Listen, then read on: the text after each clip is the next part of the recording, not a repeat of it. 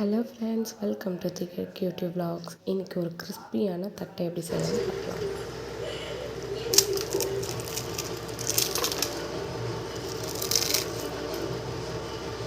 எவ்வளோ கிறிஸ்பியாக இருக்குன்னு பார்த்தீங்களா? வாங்க வீடியோக்குள்ளார போகலாம். ரொம்ப சிம்பிளாக ரொம்ப ஈஸியாக செஞ்சிடலாம். இது என்னோடய பாப்பாக்காக தான் செஞ்சுருக்கேன்.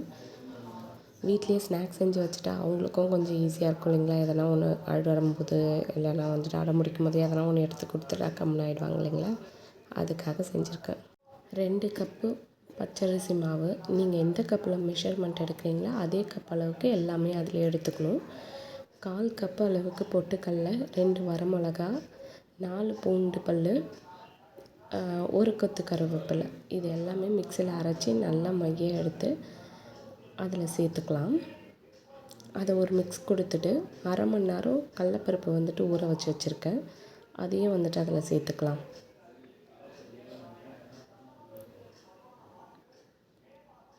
பட்டர் வந்துட்டு ஒரு 2 ஸ்பூன் எடுத்துகிட்டு என்கிட்ட ஃப்ரிட்ஜில் வச்சுருந்த பட்டர் தான் இருந்தது. ஸோ அது ரொம்ப ஹார்டாக இருந்ததுனால லைட்டாக மெல்ட் பண்ணி சூடாறினோடனே சேர்த்துருக்கேன். சூடாக கூட சேர்க்கலாம். பட் நம்ம ஆயிலும் ஒரு 2 ஸ்பூன் சேர்க்கறதுனால வந்துட்டு நான் ஆயிலை வந்துட்டு நல்லா ஹீட் பண்ணிக்கிட்டேன். பட்டர் வந்து கொஞ்சம் ஆறினோன்னு ஊற்றிக்கிட்டேன். இதெல்லாம் எல்லாமே ஊற்றிட்டு நல்லா வந்துட்டு மிக்ஸ் கொடுத்துக்கலாம். கொஞ்சம் சூடாக இருக்கும், அதனால் வந்துட்டு நான் ஸ்பூன் வச்சுட்டு மிக்ஸ் பண்ணிக்கிறேன். நல்லா வந்துட்டு ஸ்பூனை வச்சு நல்லா அழுத்தி அழுத்தி பிசைஞ்சு இதை கொடுத்துக்கலாம். தேவையான அளவு உப்பு சேர்க்குறேன். நான் இப்போ வந்து உப்பு கொஞ்சமாக தான் சேர்க்குறேனே நான். டேஸ்ட்டு பார்த்துட்டு கூட உப்பு சேர்க்கலான்னு சொல்லிவிட்டு கொஞ்சம் கொஞ்சமாக நார்மல் வாட்டர், ஹாட் வாட்டர்லாம் கிடையாது, நார்மலாக வாட்டர் வந்து மிக்ஸ் பண்ணி கொஞ்சம் கொஞ்சமாக சேர்த்து வந்துட்டு நல்ல ஒரு சாஃப்டான ஒரு டோவாக பிசைஞ்சு வச்சுக்கணும். இதில் நான் என்ன மிஸ்டேக் பண்ணியிருக்கேன்னா, நான் ஃபர்ஸ்ட் டைம் இதை தான் தட்டை செய்கிறேன். நான் பண்ண மிஸ்டேக்கை சொல்கிறேன், நீங்கள் அதை பண்ணாதீங்க. நான் 1/4 கப்புக்கு கொஞ்சம் கூட வந்துட்டு பொட்டுக்கடலை சேர்த்துட்டேன். அந்த மாதிரி வந்து சேர்க்காதீங்க நீங்கள். 1/4 கப் மட்டும் சேர்த்திங்கன்னா கரெக்டாக இருக்கும். அதுவும் இல்லாமல் வந்துட்டு எங்கள் வீட்டில் வேர்க்கடலை நல்லா சாப்பிடுவாங்கன்னு சொல்லிவிட்டு வேர்க்கடலை வந்து கொஞ்சம் கூட போட்டுட்டேன். அவ்வளோ வேர்க்கடலை இதுக்கு கொஞ்சம் அதிகம். ஸோ அதனால தான் வந்து பார்த்திங்கன்னா அது கொஞ்சம் கொஞ்சம் தனித்தனியாக சேரவே மாட்டேங்குது. பார்த்திங்களா, நான் பிசையும் போது கொஞ்சம் மட்டும் வேர்க்கடலையும் கம்மி பண்ணிக்கிங்க. மற்றபடி ரொம்ப சூப்பராக இருந்தது. நான் ஃபர்ஸ்ட் டைம் செஞ்சேன்னா யாருமே நம்பலை, அந்த அளவுக்கு ரொம்ப டேஸ்டியாக இருந்தது. இதே மெஷர்மெண்ட்டில் நீங்களும் செஞ்சிங்கன்னா ரொம்ப ரொம்ப சூப்பராக இருக்கும்.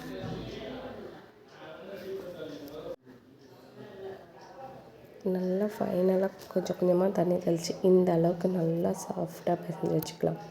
ரொம்ப அழுத்த கொடுத்து சப்பாத்தி மாவு பிசைகிற மாதிரிலாம் பிசையணுன்னு அவசியம் இல்லை. இந்த கீழே இருக்கிறதெல்லாம் ஒன்று போல் சேர்ந்து வரணும். அதுக்காக அந்தளவுக்கு சாஃப்டாக இருந்தால் போதும். இதில் நம்ம பட்டர் போட்டிருக்கோம் இல்லைங்களா, ரொம்பவே சாஃப்டாக இருக்கும்.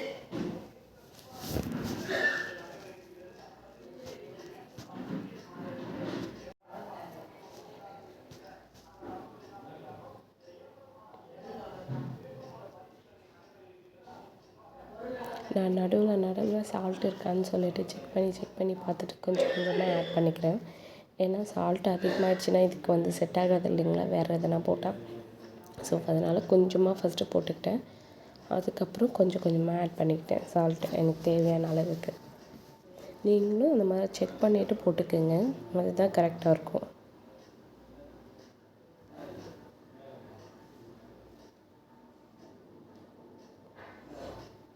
இது மொத்தமாக பார்க்க போனீங்கன்னா வந்துட்டு ஒரு 10 நிமிஷத்தில் செஞ்சு முடிச்சிட்டேன். நான் அந்த வீடியோவில் வந்துட்டு ரொம்ப நேரம் வந்துட்டு உங்களுக்கு பேசுகிற மாதிரி இருக்கேன். நான் 10 நிமிஷத்தில் முடிச்சிட்டேன் நான். அதுக்கப்புறம் ஒரு பட்டர் ஷீட் வச்சு கீழே எண்ணெய் ஆயில் தடவிட்டு இதை வந்துட்டு ஒரு கிண்ணத்தை வச்சு ப்ரெஸ் பண்ணி எடுத்தாலுமே சூப்பராக வரும். இன்னொரு மெத்தட் வந்துட்டு கொஞ்சமாக எடுத்துகிட்டு மேலே பட்டர் ஷீட் போட்டு நல்லா ரோல் பண்ணிவிட்டு நமக்கு தேவையான கட்டர் ஷேப்பில் வந்துட்டு கட் பண்ணி எடுத்தாலும் ஓகே. பட் எனக்கு வந்து ஈஸியாக இருந்தது, ப்ரெஸ் பண்ணி எடுக்கிறது தான் வந்துட்டு ரொம்ப ஈஸியாக இருந்தது. ஸோ அதனால் நான் அந்த மாதிரி எடுத்துக்கிட்டேன்.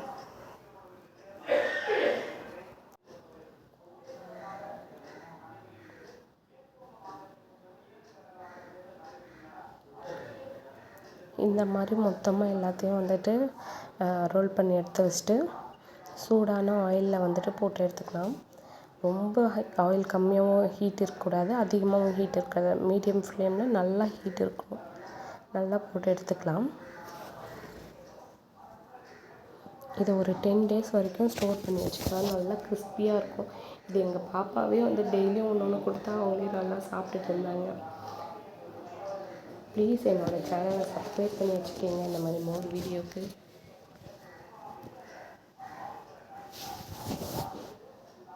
நல்லா ஒரு பக்கம் நல்லா வெந்த பிறகு மறுபடியும் இன்னொரு பக்கம் வந்து திருப்பி போட்டுக்கலாம்.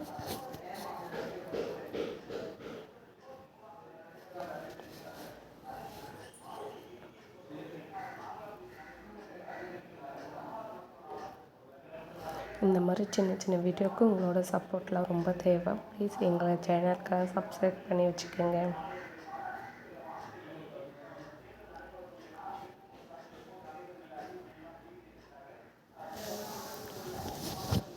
எல்லாம் நல்லா பொரிஞ்சு வந்தோடனே அப்படியே எடுத்துட வேண்டியதான். எடுத்தோடனே வந்துட்டு எதுவுமே கண்டெய்னரில் போட்டு எடுத்து வைக்க வேண்டாம்.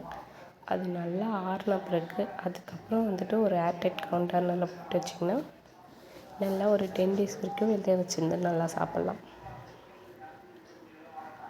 இது மெயினாக என்னோடய பாப்பாக்காக தான் செஞ்சேனே. அவங்க காரம் சாப்பிட்றதுனால நான் வந்துட்டு காஞ்ச மிளகாய் வந்துட்டு 2 சேர்த்துருக்கேன். உங்களுக்கு காரம் வேண்டான்னா வந்துட்டு நீங்கள் காஷ்மீரி சில்லி கூட ஆட் பண்ணிக்கலாம். காஷ்மீரி சில்லி ஆட் பண்ணிங்கன்னா கலர் நல்லா கொடுக்கும். நான் கொஞ்சம் லைட்டாக காரம் வந்து அவங்க சாப்பிடுவாங்கன்றதுனால வந்துட்டு வரமிளகாய் சேர்த்துருக்கேன்.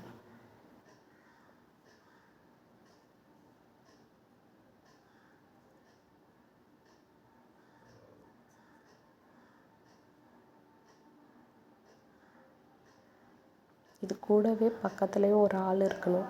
ஏன்னா நம்ம வந்து விட்டுட்டு வேறு எதுனா ஒர்க்கை பார்த்தோன்னா வந்துட்டு டக்குன்னு தீஞ்சு போகிறதுக்கு வாய்ப்பு இருக்குது. ஸோ அதனால் பக்கத்துலேயே வந்து திருப்பி திருப்பி கொடுக்கறது நல்லது. இந்த மாதிரி ஃபுல்லாக அந்த பபுள்ஸ் வந்து நல்லா அடங்கின பிறகு எடுத்துடலாம். Thank you for